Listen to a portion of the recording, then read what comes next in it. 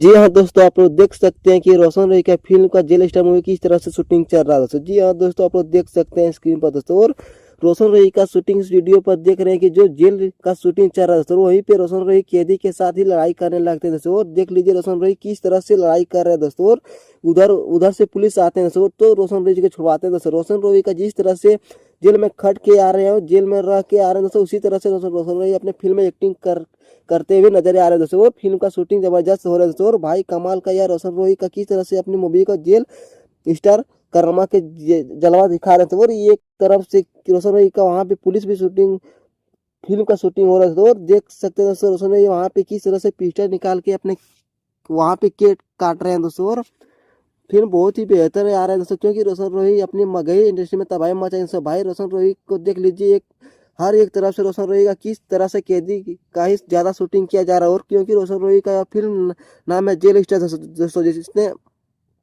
इसमें जितना भी शूटिंग हो रहा है, जितना भी एक्टिंग हो रहा है दोस्तों, रोशन रोही का जेल के ऊपर ही हो रहा है दोस्तों। जेल में कैसा रहता था, किस टाइप से कैदी के लोग लड़ाई करते थे, इसी टाइप से कर रहे दोस्तों। तो दोस्तों आप लोगों को वीडियो कैसा लगा, वीडियो बताया दोस्तों। आपके लिए मिलते हैं नेक्स्ट वीडियो में दोस्तों, धन्यवाद।